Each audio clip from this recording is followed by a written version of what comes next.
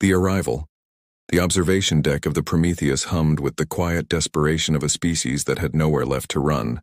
Captain Sarah Chen stood before the reinforced viewport, her reflection ghostly against the infinite black, watching the last 347 ships of humanity drift through the Veil Nebula like leaves on a cosmic wind. Behind her, the bridge crew worked in practiced silence. No one spoke unless necessary anymore. Words felt like luxuries they couldn't afford. Not when every calorie, every breath of recycled air, every joule of energy had to be rationed for a journey that might never end. "Captain," Lieutenant Ramos called softly from the navigation station. "We're approaching the coordinates from the beacon. Whatever it is, it's massive." Sarah turned from the viewport, her gray eyes, once brown, before the stress had stolen the color, scanning the holographic display that materialized before her. The ancient navigation beacon they'd discovered 3 weeks ago had been broadcasting in a mathematical language that transcended species. Pure geometry. Fundamental constants, the universal grammar of physics itself.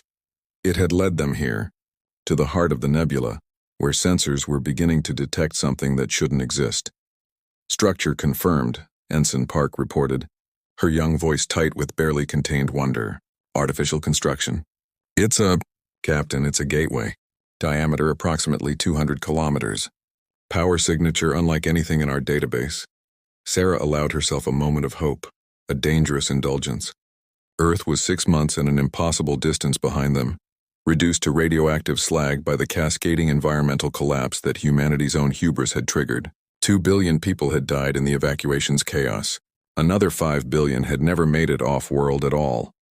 The 300,000 souls aboard these ships represented humanity's entire genetic and cultural legacy, compressed into a fleet of arc ships, colony vessels, and hastily converted civilian craft held together by emergency welds and prayers to gods most of them no longer believed in. "Take us through," Sarah ordered. "All ships maintain formation.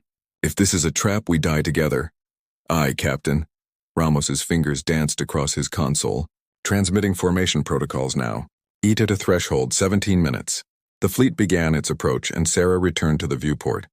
She thought of her daughter, Emma, safe in cryo-sleep 3 decks below with the other children. Thought of the promise she'd made at the pod. "I'll find us a home." "I swear it." "Captain," Dr. Marcus Webb's voice crackled through her comm. "You need to see what we've found in the beacon's data structure." The signal wasn't just coordinates, it was a warning. Sarah's blood chilled. "What kind of warning?" "It's complicated." "Can you come to the research lab?" "And Captain, bring security." The gateway filled their viewport now, a ring of impossible architecture that seemed to bend light itself around its edges. As the Prometheus passed through, reality shimmered. They emerged into a star system that defied every principle of natural formation. 7 planets orbited in perfect geometric harmony, each positioned at exact intervals that suggested deliberate engineering. The star itself pulsed with unnatural regularity. Its radiation filtered through some invisible membrane that painted the system in twilight hues. And waiting for them, arrayed in a crescent formation that screamed of military precision, were 47 alien warships, battle stations. Sarah's command cut through the bridge's stunned silence. "All ships, defensive formation Delta 9. Charge weapons but hold fire." The alien vessels dwarfed humanity's largest ships. Each one was a cathedral of unknown metals and crystalline structures, their hulls adorned with glowing glyphs that pulsed with ominous intent. As the human fleet scrambled into defensive positions, one of the alien ships moved forward, its presence alone radiating contempt. Sarah's comm erupted with panicked chatter from the other ship captains. She silenced them with a gesture. "Steady. We knew we weren't alone out here. Ramos, hail them, all frequencies." For 37 seconds, Sarah counted each one, there was only silence. Then the view screen flickered to life. The being that appeared was vaguely humanoid, but clearly alien. Its skin was the color of burnished bronze, traced with circuitry that glowed beneath the surface. Its eyes were multifaceted like an insect's, each facet reflecting a different wavelength of light. When it spoke, the words came through their translation matrix in a voice that dripped with aristocratic disdain. "I am Commander Velthar of the Zinthari Dominion, third claw of the Ascendant Empress, guardian of the Imperial frontier." The creature's mandibles clicked in what might have been amusement. You have trespassed into sovereign territory of the Galactic Empire. State your origin and purpose, dustborn creatures, before I reduce your primitive vessels to their component atoms." Sarah stepped forward, drawing herself to her full height. "I am Captain Sarah Chen of Earth, speaking for humanity. We are refugees seeking sanctuary and a world to call home. We mean no threat to your empire." Velthar's laughter was a harsh, chittering sound. "Earth? We have no record of this world in our archives. You speak of sanctuary, yet you enter our space through a progenitor gate, an artifact forbidden to all but the ascendants themselves. How did dustborn primitives like you even activate such technology?" "We followed a beacon," Sarah replied carefully. "Ancient mathematics. We assumed it was an invitation." "An invitation?" Velthar leaned forward, his faceted eyes gleaming with something between curiosity and contempt. "The progenitors have been dead for 10,000 cycles. Their empire dust. Their secrets buried by the ascendants who rightfully claim dominion over their ruins. If you activated their beacon, you carry something of value. Technology, perhaps, or genetic markers." He gestured with one clawed appendage, and the warships around him began to move into an encirclement pattern. "You have two choices, dustborn Chen. Submit to Imperial inspection and processing. You will be catalogued. Your species evaluated for its utility. Your ships claimed as salvage.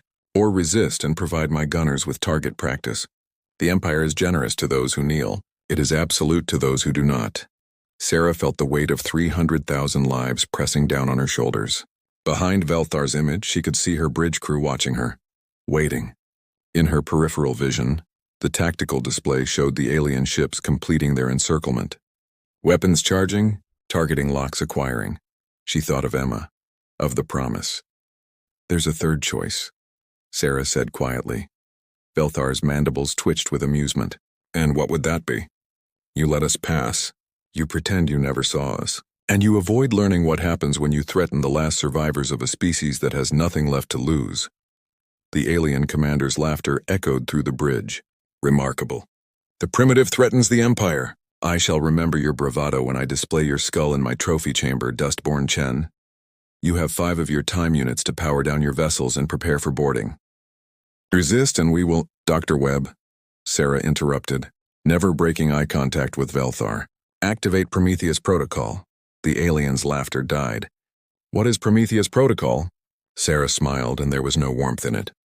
"You're about to find out. All ships execute." Across the human fleet, a transformation began. Every civilian vessel, every colony ship, every transport that the Empire dismissed as primitive and helpless, suddenly unveiled weapons that human ingenuity had crafted from desperation. Kinetic accelerators built from mining equipment. Missiles that were nothing more than fusion reactors with guidance systems. Energy weapons cobbled together from solar collection arrays. But more than that, humanity unleashed something the Empire, in its 10,000 cycles of dominance, had forgotten existed. Unpredictability. The Prometheus didn't fire on Velthar's command ship. Instead, it fired on the debris, field from a shattered moon orbiting the 4th planet. Debris the human fleet had been carefully herding, with their navigation thrusters since entering the system. Thousands of rock fragments, some no larger than a fist, others the size of buildings, suddenly accelerated to a fraction of light speed. The Imperial formation, designed to dominate and intimidate, had left no room for evasive maneuvers. The debris storm hit like the wrath of a dead world. Shields flared and died. Hull plating cracked. 2 of the Imperial warships, their attention focused on the human fleet, never saw the boulder-sized fragments until they punched through their engine cores. "All ships, full burn," Sarah commanded. "Pattern Chaos 7. The human fleet scattered, not in retreat but in 50 different directions simultaneously. Each ship broadcasting different electronic signatures, jamming frequencies and false positional data. The AI coordination system they'd developed during Earth's final years, designed to manage millions of autonomous drones in disaster relief, now commanded their desperate dance through the battlefield. Velthar's face contorted with rage on the viewscreen. "Impossible! You dare—" His image cut off as the Prometheus executed a maneuver that violated every doctrine of naval warfare in the Imperial archives. It shut down its main engines entirely and used attitude thrusters to spin like a top, presenting an impossible targeting solution while its fixed weapons swept the battlefield in a continuous arc of fire. 3 more Imperial ships took damage. Another broke formation, its commander's arrogance giving way to confusion. "They're adapting," Lieutenant Ramos called out. "Regrouping into pursuit formations." "Good," Sarah replied. "That means they're chasing us." "Navigation, plot a course bearing 27 Mark III. That forbidden moon Dr. Webb mentioned, the one with the progenitor ruins. Take us there. All ships converge on coordinates I'm transmitting now. Captain will be trapped against the surface." "I know, do it anyway." The human fleet raced toward the moon, a gray and purple sphere that orbital scans had tagged with Imperial warning beacons in 6 different languages, all translating to the same message: forbidden, death to trespassers by order of the Ascendants. Behind them, Velthar's fleet gave chase, their superior speed closing the distance. Weapons fire lanced through space, some finding targets. The colony ship New Eden took a direct hit to its starboard quarter, venting atmosphere and 300 souls into the void before emergency bulkheads sealed. Sarah watched the tactical display through eyes that burned with exhaustion and fury. They'd bought maybe 30 minutes, maybe. "Entering moon orbit," Ramos reported. "Captain, there are structures on the surface. Ancient installations. They're powering up." On the view screen, the forbidden moon's surface came into focus, and there, half buried in eons of dust, massive geometric structures began to glow with light that had been extinguished for 10,000 years. Dr. Webb's voice crackled through the comm, breathless with wonder and terror. "Captain, the beacon wasn't a warning to stay away. It was a key. And I think we just unlocked something the Empire has been desperately trying to keep buried." The progenitor ruins blazed with ancient light. And in that moment, Sarah Chen realized that humanity's desperate flight had just become something far more dangerous. They'd stumbled into the Empire's deepest secret, and the galaxy would never be the same. Awakening the ancient, the Po. Ruins sang. That was the only word Dr. Marcus Webb could use to describe the phenomenon unfolding across his sensor arrays. Not sound, they were in vacuum, but something that resonated through subspace itself. A frequency that made his instruments scream and his bones ache with sympathetic vibration.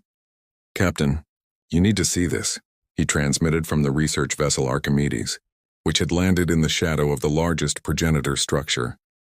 Around him, his team worked frantically, their academic excitement barely contained by the knowledge that an Imperial armada was minutes from orbital bombardment. These aren't just ruins. They're alive, dormant but aware, and they've been waiting. On the moon's surface, the structures rose like crystalline mountains, their surfaces covered in mathematical formulas that shifted and evolved as Webb watched. His translation AI struggled to keep pace.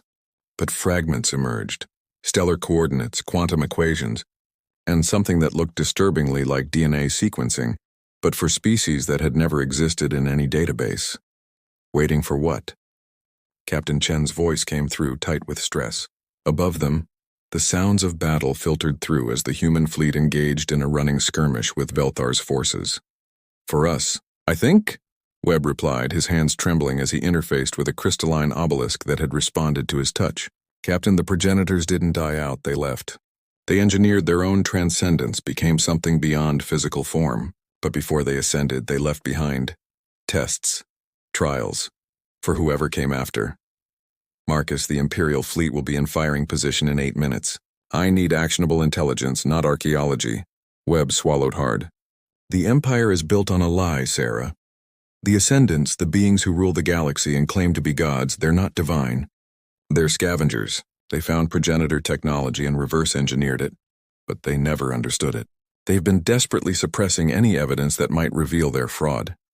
A massive explosion rocked the moon's surface as an Imperial missile struck the Archimedes shields. Warning klaxons blared. "And this helps us how?" Sarah demanded. Webb's fingers flew across his console. "Because the progenitors left their legacy not for the powerful, but for the worthy. And worthiness isn't measured in firepower, it's measured in something else. Something the Empire forgot millennia ago." He pulled up the translation that his AI had finally completed. The words appeared on his screen, ancient beyond measure, yet written in concepts that transcended language. "We who walked between stars leave this message for those who follow.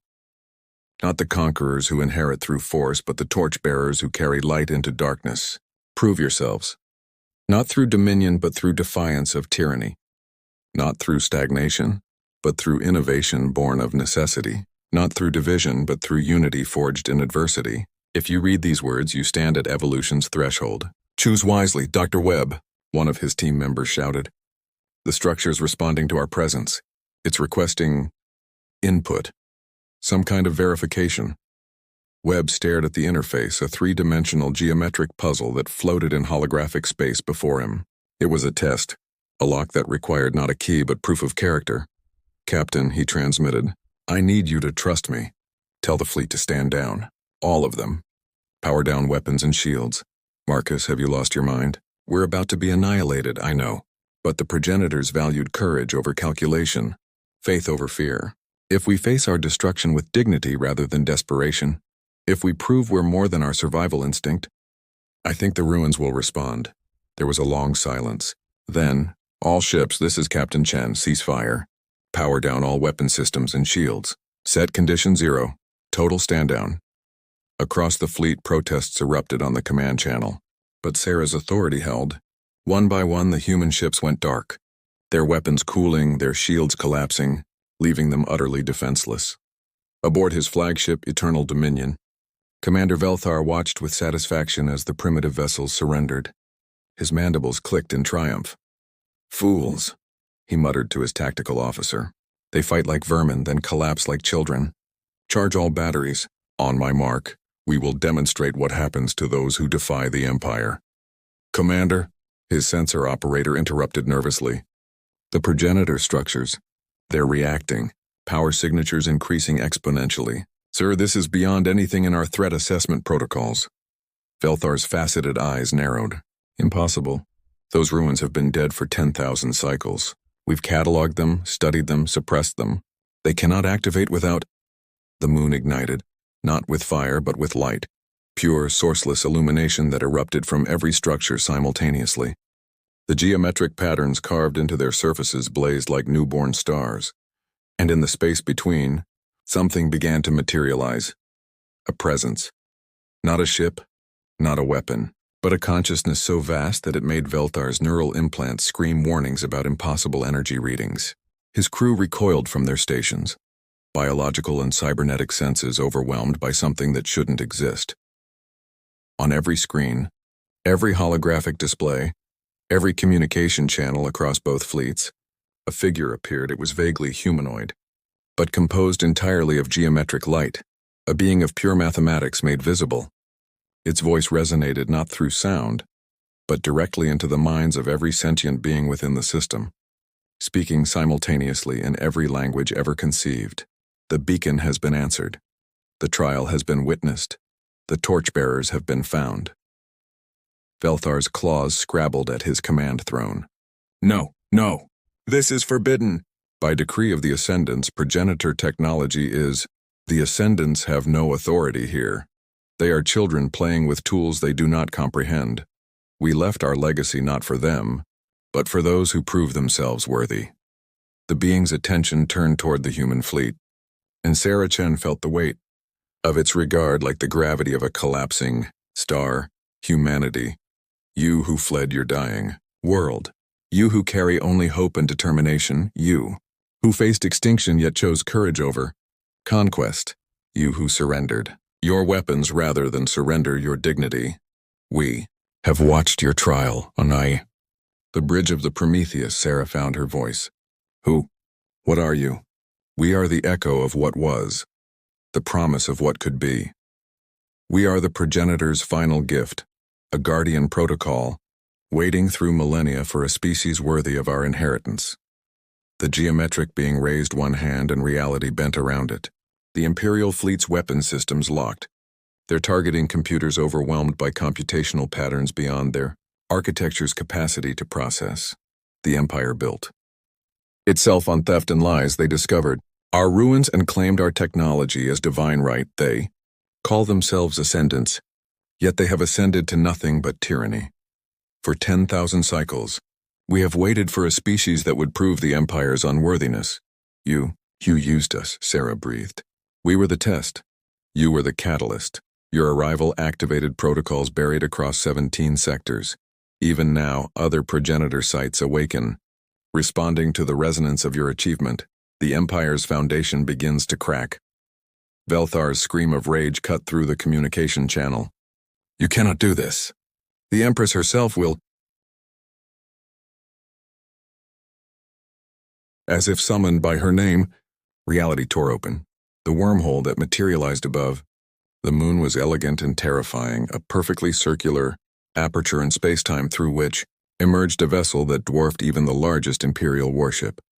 Its hull was adorned with living metal that shifted and flowed like liquid silver, covered in glyphs that hurt to look at directly. This was the Infinite Zenith, flagship of Empress Zarthena, supreme ruler of the Galactic Empire. The being that appeared on every view screen eclipsed even Commander Velthar's presence. Empress Zarthena was beautiful in the way a supernova is beautiful, cold, absolute, and utterly lethal. Her form was humanoid but perfected through millennia of genetic engineering and cybernetic enhancement. Her eyes glowed with power that could reduce planets to ash. When she spoke, her voice carried the weight of absolute authority.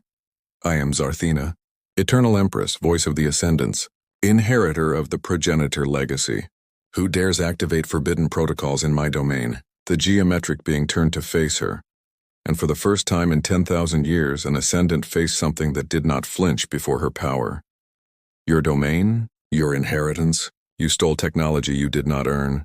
You built an empire on suppressed truth. The progenitors left their legacy for the worthy, not the powerful. Zarthena's perfect features twisted with fury. I have ruled for 3,000 cycles. I have conquered 1,000,000 worlds. I have transcended mortality itself through progenitor enhancement. If I am not worthy, then worthiness has no meaning. Worthiness is not what you have achieved, but who you have become in the achieving. You have power without wisdom, dominion without compassion, immortality. Without growth, you are stagnation incarnate. The Empresses, ships began to charge their weapons, planet killers, that could sterilize worlds. Then I will demonstrate the worthiness of absolute power. I offer you one chance, primitive humans. Kneel before me now. Accept eternal servitude, and I will grant you the mercy of survival as my slaves. Refuse, and I will erase you so completely that the galaxy will forget you ever existed. Sarah Chen felt the eyes of her entire fleet upon her. 300,000 souls waiting for her decision. She thought of Earth burning behind them, thought of Emma in cryosleep, thought of every promise humanity had ever made and broken. She opened a channel to the entire fleet and to the Empress herself. My people fled a dying world, Sarah said quietly. We lost everything, our planet, our history, 7 billion of our own. We have nothing left except each other and our refusal to surrender who we are. You offer us survival as slaves. You threaten us with extinction as free beings. She straightened, meeting the Empress's gaze directly. We choose extinction. We choose to die free rather than live as your property. And if that makes us unworthy in your eyes, then we accept that judgment gladly. Because we'd rather be remembered as the species that said no to a god than the species that said yes to a tyrant. Silence fell across the system. Even the progenitor being seemed to pause, as if Sarah's words carried weight beyond their meaning. Then Zarthena smiled, an expression of pure, cold fury. So be it. All ships, fire. Erase them. The Imperial fleet unleashed hell itself. Energy weapons capable of boiling oceans, kinetic projectiles that could crack continents, missiles that burned with the fire of captured stars. All of it converged on the helpless human vessels, and the progenitor structures responded. The geometric being expanded, its form growing until it encompassed the entire moon. Shields materialized, not technology as the Empire understood it, but something fundamental, woven from the fabric of space-time itself. The Imperial barrage struck the shields and simply stopped. Frozen in temporal stasis, each weapon suspended in mid-flight. Their fury captured and neutralized. Enough, the being's voice resonated with power that made the star itself pulse in. Sympathy. Humanity has proven themselves. They faced extinction and chose integrity over survival. They possessed nothing yet offered everything. They are worthy. The being turned its attention to the Imperial fleet, and for the first time in her 3,000-year reign, Empress Zarthena knew fear. The progenitor legacy is now humanity's birthright. These 17 sectors, including all systems within the progenitor network, are declared human sanctuary. Any Imperial vessel that enters this space without invitation will be destroyed. This is not a negotiation. This is a declaration. Across the system, across the sector, across 17 sectors of space, progenitor installations that had slept for 10,000 years blazed to life. Defense platforms materialized from dormant states. Ships that predated the Empire itself emerged from dimensional storage. An entire network of ancient power awakened, responding to humanity's worthiness. Sarthina's perfect composure cracked. This is impossible. We control progenitor technology. We are their heirs. You are thieves who found a corpse and looted its pockets. Humanity has proven themselves worthy of the progenitor mantle, not through what they possess, but through who they are. Now leave. Return to your empire and know that your dominion has limits. The age of unchallenged tyranny has ended. For a long moment, Sarthina stared at the geometric being, at the human fleet it protected, at the ancient power that had rejected her claim. Then, for the first time in millennia, an ascendant retreated. This is not over, she hissed. The Empire will return, and when we do, when you return, you will face not helpless refugees, but a species under progenitor protection. Consider your next move carefully. Empress, the galaxy is watching. The infinite zenith turned and fled through its wormhole, the Imperial fleet following in disarray. Commander Velthar's final transmission was a barely coherent mixture of rage and disbelief before his ship too vanished into faster-than-light. In the silence that followed, Sarah Chen stood on the bridge of the Prometheus, hardly daring to believe they had survived. The geometric being shrank, condensing until it stood before her view screen at human scale, its form less overwhelming but no less profound. Captain Sarah Chen, humanity, you have been tested and found worthy. The progenitor network is yours. 17 sectors. 10,000 habitable worlds, technology beyond your current comprehension. But with this gift comes responsibility. What? What do you want from us? Sarah asked, her voice hoarse. To remain worthy, to grow without losing yourselves, to build without destroying, to remember that power without character is tyranny, and that the greatest strength lies not in dominion over others, but in mastery of oneself. The being began to fade, its purpose fulfilled. The Empire will not forgive this humiliation. They will return with greater force, but you will not face them alone. Across the galaxy, other species chafe under Imperial rule. Your defiance will inspire them. Your worthiness will challenge them. You have become a symbol. Humanity, ensure it is a symbol worth following. Wait, Sarah called out. Who were the progenitors, really? The being paused, and for a moment Sarah thought she detected something like sadness in its geometric form. We were you. Millions of years ago, we stood where you stand now, refugees from a dying world, facing an uncaring universe. We survived, we grew, we transcended, and we left behind a legacy for others who would walk our path. You are not alone. Sarah Chen, you never were. The being dissolved into pure light, flowing into the structures around them, returning to its long vigil. Sarah stood in silence for a long moment. Then she activated the fleet-wide channel. All ships, this is Captain Chen. We made it. We're home. Across 347 ships, 300,000 voices erupted in celebration, in tears, in disbelief. They had left Earth as refugees with nothing but hope. They had arrived as inheritors of a legacy older than empires.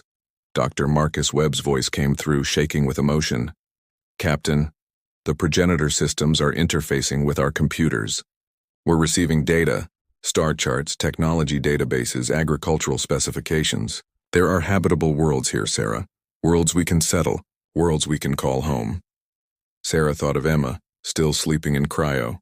Unaware that her mother's promise had been kept in ways beyond imagination, she thought of Earth, forever lost, and the new worlds that awaited. She thought of the Empire, burning with fury at this impossible defiance, and the war that would inevitably come.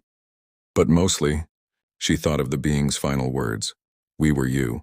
Humanity had not just survived. They had proven themselves worthy of a legacy that transcended death itself. They had faced gods and refused to kneel. They had stared into extinction and chosen integrity over survival, and in doing so, they had changed the galaxy forever. "Set course for the nearest habitable world," Sarah commanded, her voice steady despite the tears streaming down her face. "Prepare to wake the cryopods. Send word to every ship, we're going home. Not Earth, we'll never see Earth again, but home nonetheless." As the Prometheus and its fleet began their journey toward their new beginning, something remarkable happened across the 17 sectors of progenitor space.